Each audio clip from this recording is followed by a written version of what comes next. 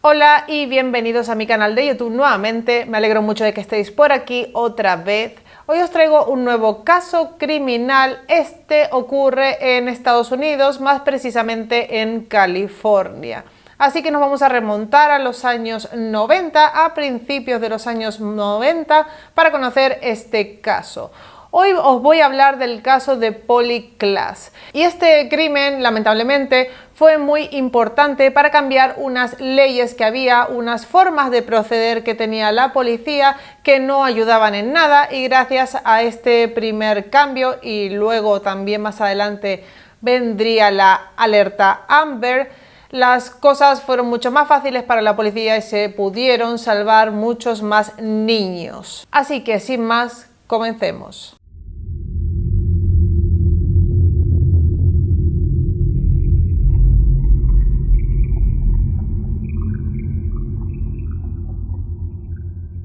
Polly Klaas nació el 3 de enero de 1981 en Fairfax, California.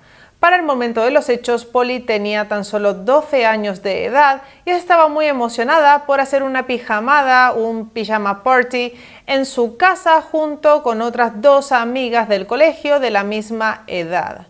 Esa noche las niñas se quedarían a dormir en casa de Polly y harían lo típico que se hace en estas fiestas, que es básicamente comer comida chatarra, comida basura, jugar a videojuegos, reírse, maquillarse, disfrazarse, ver la tele hasta ahora más o menos tarde para la edad que tenía, en fin, pasárselo muy bien y finalmente dormir todas juntas. Polly y su familia vivían en un barrio tranquilo de California llamado Petaluma. Y las amigas de Polly comenzarían a llegar a su casa más o menos sobre las 7 de la tarde. Fueron a comprar unos helados muy cerca de allí y cruzarían un parque que será importante en este caso, hacia donde estaba el sitio donde comprarían estas paletas heladas. Para los padres de las niñas esta noche sucedería sin ningún inconveniente, básicamente porque eran familias que se conocían casi que de toda la vida y pasarían la noche en su casa. Eran niñas de 12 años, así que no tenía que haber ningún problema. Sobre las 10 de la noche, Ivy Nicole, la madre de Polly, se va a dormir a su cuarto junto con su hija pequeña, la hermanita pequeña de Polly. Les pidió que bajaran un poco la voz, pero para no molestarlas mucho, se tomó unas pastillas para dormir. Así que finalmente ella se quedó dormida en su recámara junto a su hija más pequeña, y Polly y sus amigas estaban en el cuarto de Polly, todas juntas reunidas, divirtiéndose, charlando, jugando a la consola. Eran alrededor de las 10:30 de la noche cuando Polly abrió la puerta de su cuarto para ir a buscar las bolsas de dormir para sus amigas. Y es en ese momento, al abrir la puerta, que se encuentra con un sujeto dentro de su casa. Era una persona que daba bastante miedo ya solo por su apariencia, no solo porque era un extraño dentro de su casa, sino porque era un tipo bastante alto que tenía una barba, que llevaba una cinta en el pelo y el pelo recogido en una coleta. Tenía una apariencia bastante atemorizante y además de todo esto también llevaba un cuchillo en su mano. Polly se quedó petrificada, apenas si pudo chillar. El sujeto le hizo señas de que no gritara y le indicó que volviera a entrar al cuarto. Cerró la puerta detrás de él y para que no gritaran las amenazó diciendo que si gritaban les cortaría el cuello. Les ordenó que se tiraran al suelo boca abajo y que no le miraran. Cogió las fundas de las almohadas y les tapó los ojos. Con los cables de la Nintendo les ató las manos para que no pudieran moverse. Cabe destacar aquí que al principio tanto Kate como Gillian, las amigas de Polly, pensaron que esto era una especie de broma de mal gusto, pero al ver cómo procedía la cosa se dieron cuenta de que no era así, de que realmente estaban siendo atacadas. El sujeto les dijo que solamente quería robar, que solo quería llevarse cosas de valor para venderlas o dinero y que no les harían nada si prometían mantenerse en silencio.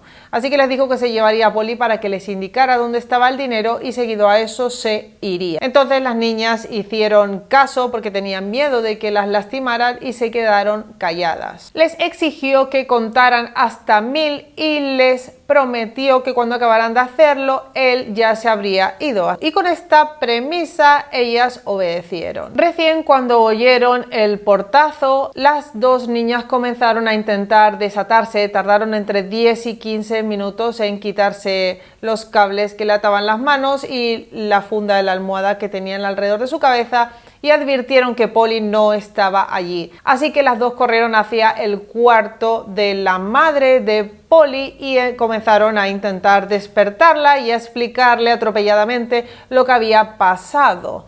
La madre también en un principio pensó que esto era una broma de mal gusto, no creía que alguien podría haber entrado en su casa y haberse llevado a su hija, pero finalmente al ver la cara de las niñas se dio cuenta de que esto era totalmente cierto. Habían secuestrado a Polly Klaas. Sin embargo, lo primero que decidió es buscar a Polly por toda la casa. Tal vez él la había dejado escondida en algún sitio, pero no la encontró. Y es entonces cuando llama a la policía, aún media dormida por los efectos que aún conservaba de las pastillas. Lo que cuenta el servicio de emergencias es que su voz sonaba bastante desorientada y parecía caer en razón a medida que iba contando lo que había pasado. Parecía que a medida que contaba la historia se iba dando cuenta de lo que en realidad estaba ocurriendo. Eran ya las 11 de la noche y la madre de Polly no lograba salir de su asombro. La policía mandó una patrulla a la casa y es aquí cuando hablan con las dos niñas, que eran las únicas dos testigos de lo que había pasado. Les preguntaron qué recordaban y las niñas contaron todos los hechos y pudieron describir bastante bien a el hombre. Cuando la policía ya llegó e intentó calmar la situación, finalmente con estas declaraciones, con estas explicaciones de las niñas de cómo eran, hicieron un croquis, un retrato robot de la cara del sujeto, y fue esta la primera imagen que se esparció de él para intentar encontrarlo. Cuando la policía habló con la madre de Kate y le contó lo que su hija había dicho, la madre cayó en la cuenta de que ella también había visto un sujeto de esas características merodeando por la zona de la casa cuando ella se fue de allí luego de dejar a su hija. Además, más adelante, vecinos también dirían que vieron a un hombre de estas características que parecía drogado o borracho o las dos cosas merodear por el vecindario, pero lo curioso es que nadie había hecho nada. Nadie había alertado a la policía, nadie había intentado hacer nada, simplemente lo habían visto y lo habían dejado pasar como así sin más. Uno de los vecinos dijo que también lo vio en este mismo parque a la misma hora que las niñas pasaban por allí para buscar los helados. Pero es que a esta hora en el parque había varias personas y tal vez esa era la razón por la que no secuestró a las niñas en ese momento, o tal vez simplemente porque no se le ocurrió en ese momento. La cuestión es que ya las había visto, al parecer, por lo que contaban los vecinos. Lo que sí se tenía por seguro y con lo que todos concluían es que esa persona que todos habían visto por separado y de la cual nadie había dicho ni hecho nada, era el que había secuestrado a Polly Klaas. Este caso, como os he dicho antes, hizo cambiar las formas de proceder de la policía, hizo que cambiaran algunas leyes y ahora vais a entender por qué fue tan importante lo que aquí sucedió y los errores que se descubrieron para cambiarlo todo y poder salvar muchas vidas con estos cambios. Mientras Ivy Nicole hablaba con emergencias aquella noche sobre las 11:30 de la noche, en otra parte estaba sucediendo algo que podría haber salvado la vida de Polly Klaas. Tal vez podría haberla salvado. En el área rural de Santa Rosa, a unos 30 kilómetros de Petaluma, Dana Jeff llegaría a su casa de trabajar a eso de las 10:30, 11 de la noche. La esperaba la niñera Shannon Lynn, que cuidaba a la hija de Dana, que tenía 12 años. Conversaron un rato y media hora después, Shannon procedió a irse, a retirarse y marcharse a su casa. Cogió su coche y salió de allí por el camino privado que iba directo hacia la casa de Dana y hacia la carretera. Mientras circulaba por este camino, casi llegando a la ruta, en la oscuridad vio un coche que estaba como metido dentro de una zanja. Era un Ford Pinto. El hombre que estaba en el coche se acercó rápidamente hacia el coche de Shannon. Ella cuenta que tenía hierbajos enganchados en el pelo, que tenía una apariencia bastante tenebrosa y que además olía muchísimo a alcohol. Se acercó a la ventanilla del conductor y le increpó diciéndole que si tenía una soga para ayudarle a sacar el coche de allí. Ella se asustó, como es de esperarse, y le dijo que sí sabía que ese era un camino privado, que él no podía estar allí, y el sujeto pareció alterarse muchísimo y comenzó a chillarle y a decirle que qué le pasaba a ella con ese camino privado. Así que Shannon se fue de allí.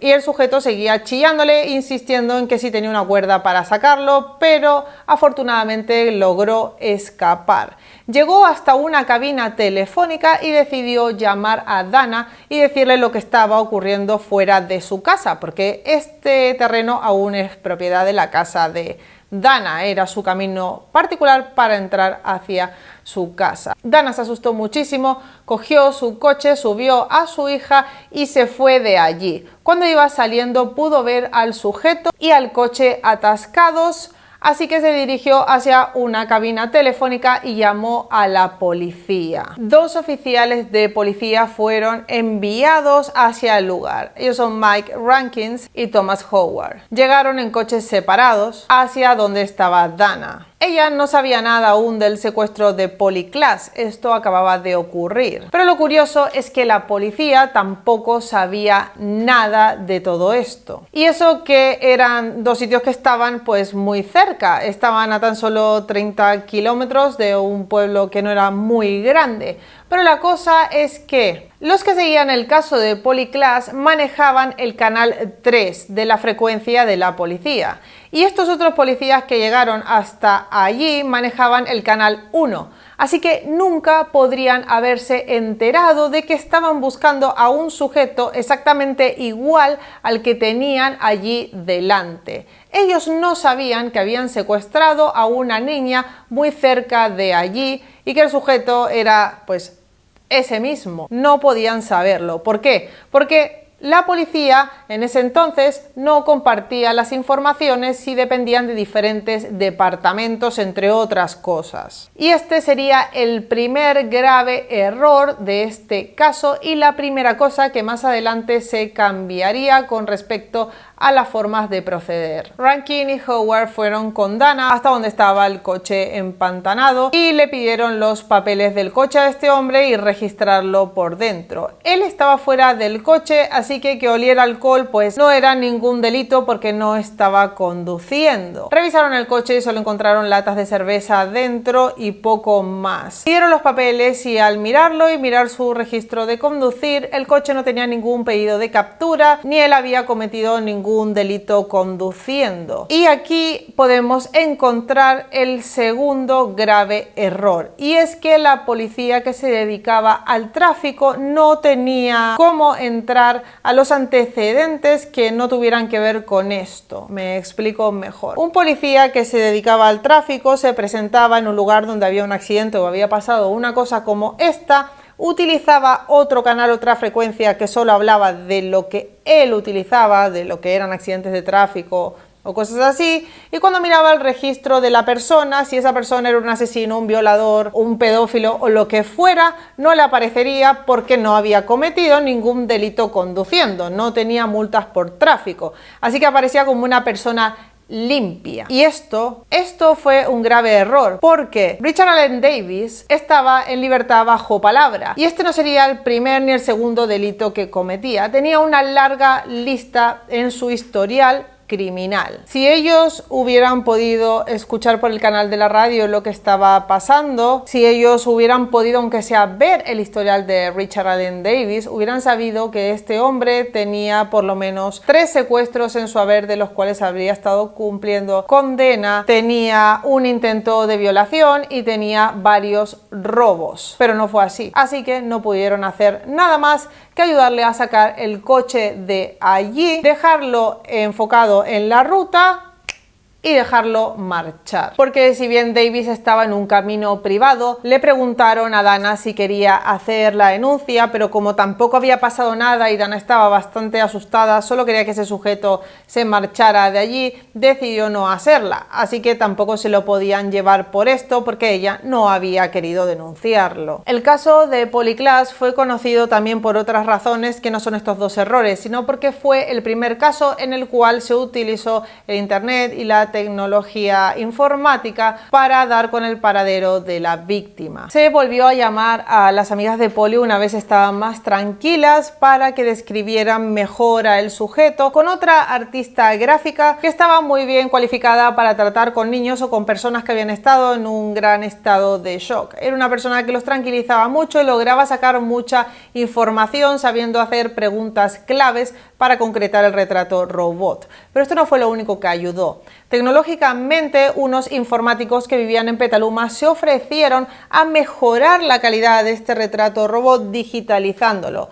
Esto no quiere decir que lo hayan hecho en 3D, sino simplemente que lo que podía ser una simple fotocopia que se veía un poco borrosa o difícil de distinguir, se hizo por ordenador, lo que dio mucha más claridad a lo que era la posible cara del sospechoso y a la foto de Polly Klaas. Además, también estos archivos de imágenes de búsqueda de esta niña se enviaron por internet y se publicaron como noticias en diferentes foros y redes sociales que había en esta época, y todo gracias a Gary French y Bill Rhodes, los informáticos que se encargaron de expandir el caso por la red. Llegaron con esto a enterarse millones de personas, y una de estas personas fue la actriz Winona Ryder, quien se sintió muy afectada por este caso, ya que ella había crecido en este mismo barrio. Donó $200,000 como recompensa a quien devolviera a Polly Klaas a su familia. Y entonces comenzó a suceder algo asombroso, que es en medio de la búsqueda de Polly Klaas cuando muchísimos padres comenzaron a llamar al centro que había montado esta gente para recibir llamadas por cualquier información sobre su paradero. Otros padres de otros niños que también habían desaparecido, pero que no habían podido contar con todas estas herramientas.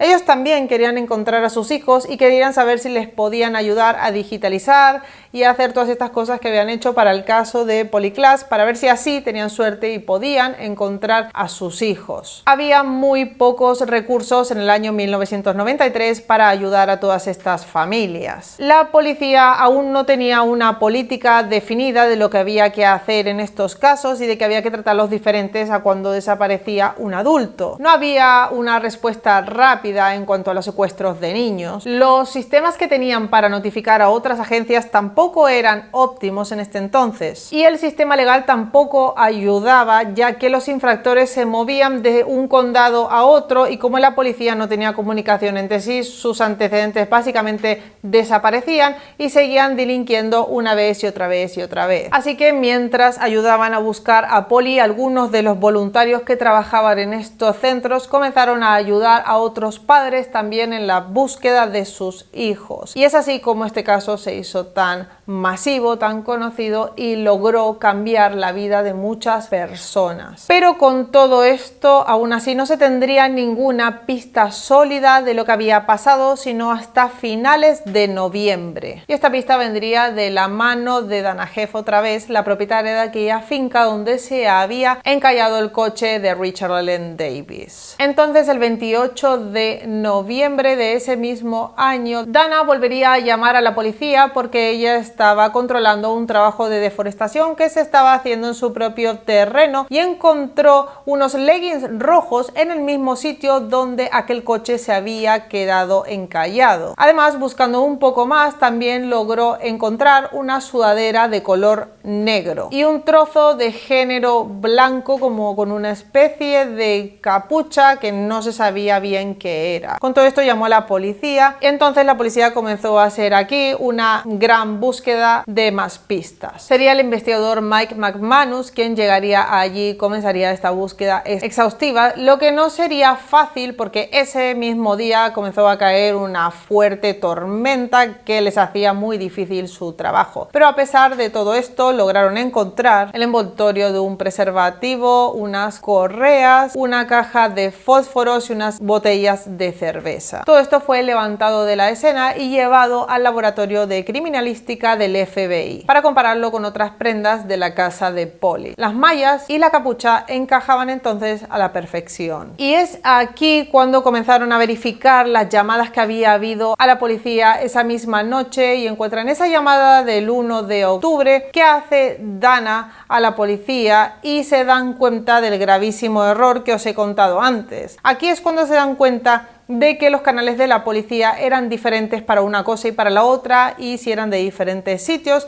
Por lo tanto, aquellos agentes que habían acudido a ayudar a Dana con este hombre con su coche no podían saber lo que estaba pasando y si lo hubieran sabido podrían tal vez haber salvado a la niña, pero no fue así. Se cree que mientras estos policías estaban hablando con Davis, la niña estaba viva y escondida muy cerca de allí. De este caso hay que destacar que a diferencia de otros en que las investigaciones son pobres y mal hechas, aquí se investigó muchísimo. La policía tuvo mucho cuidado en este caso, tuvo especial sensibilidad, buscaron por todas partes y encontraron muchas pistas.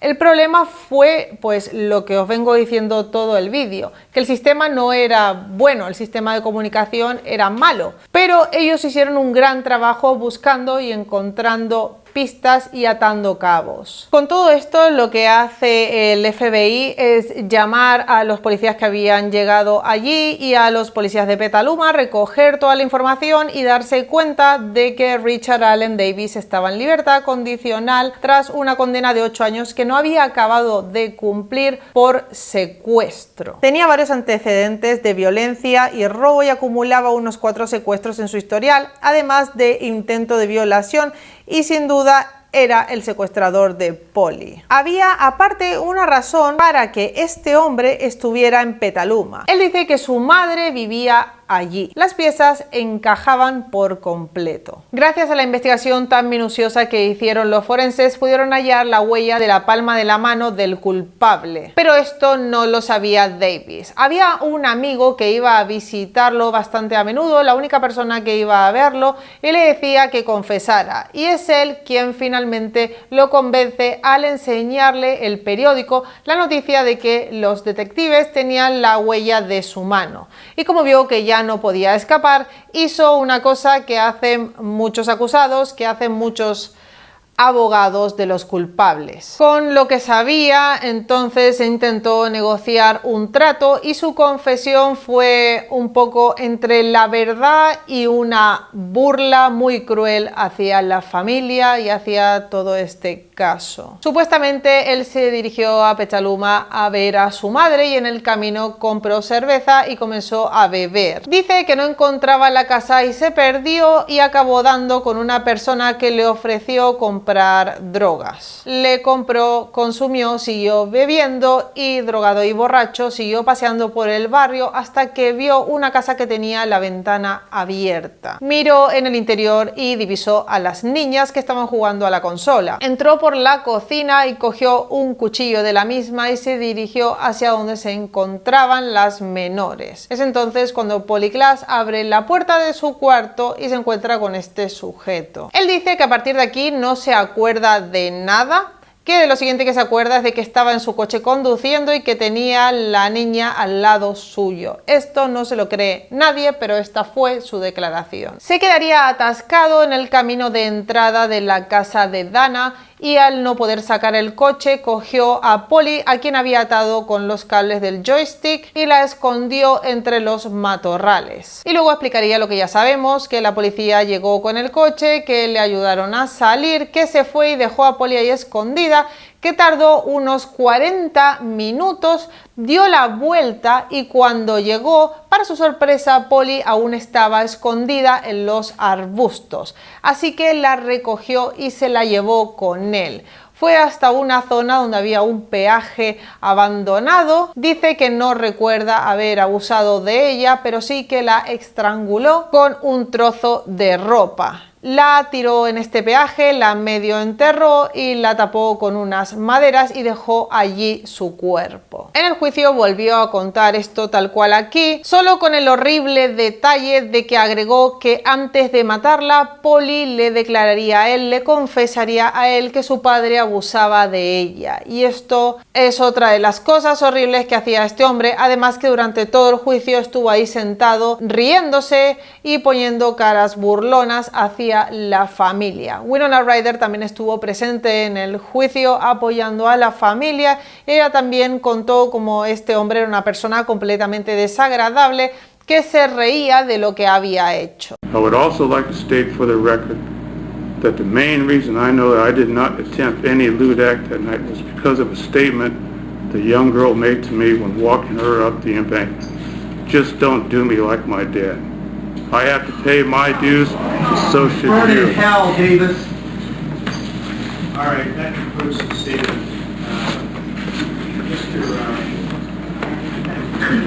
Jacobs, do you have any comments you want to make?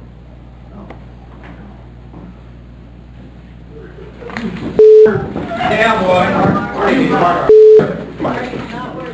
El juez no tuvo ningún problema en declararlo culpable y agregó que por el comportamiento tan asqueroso que había tenido le costaba muchísimo menos condenarlo. Ni bien acabó de hacer la primera confesión en la comisaría de policía, los investigadores no podían esperar más para ir a buscar el cuerpo de Polly. Así que cogieron a este hombre, lo metieron en el coche de la policía y a la madrugada se fueron hacia esta zona donde decía que estaba el cuerpo. Encontraron un sitio donde había unos tablones, los levantaron y ahí abajo efectivamente estaba el cuerpo de la niña Polly Klaas. Fue declarado culpable de secuestro, robo, posible violación, agresión y sentenciado a muerte. La policía forense determinó que muy probablemente Polly no estaba viva cuando Richard Allen Davis tenía el coche allá encallado, y esto más o menos lo pudieron determinar por el estado en el que estaba el cuerpo. Creen que la violó en la propiedad de Dana y allí mismo también la estranguló.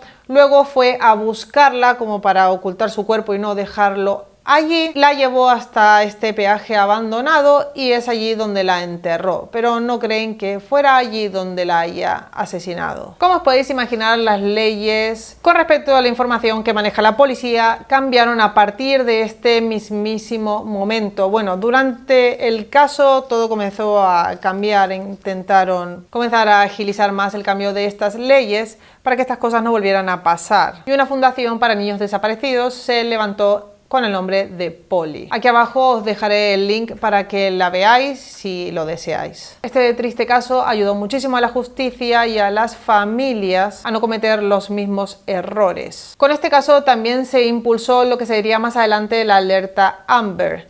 Esto ayudó a darle fuerza a que aquella ley también se hiciera posible y también concienció bastante a las personas, porque si alguno de todos ellos hubiera denunciado a la policía que una persona rara, sospechosa, como era este hombre, estaba vagabundeando por su barrio, drogado, alcoholizado o de cualquiera de las maneras, tal vez esto no hubiera ocurrido porque la policía lo podría haber detenido porque él no tenía nada que hacer ahí y era una persona peligrosa. Así que también con esto y en esta fundación lo que se ha hecho es concienciar a la gente para que entre todos se puedan ayudar, se pueda prevenir. Más que actuar en el momento, la cuestión es prevenir de que estas cosas no pasen. Así que esto es todo por hoy. Este ha sido el caso de Polly Klaas. Espero que os haya gustado. Si es así, dejar un like. Os podéis suscribir a mi canal si os gusta mi contenido, si os gusta cómo cuento las cosas, dándole clic a mi foto que os aparecerá por aquí, nunca sé de qué lado, o en el botón rojo que está aquí abajo. Por aquí os dejo mi Twitter por si me queréis seguir aquí, mi correo electrónico por si me queréis enviar algún caso. Dejadme en los comentarios qué pensáis de todo esto, o si me queréis dejar alguna recomendación de algún caso para hacer, también dejadlo aquí abajo que lo estoy leyendo. Muchas gracias por estar allí y hasta la próxima.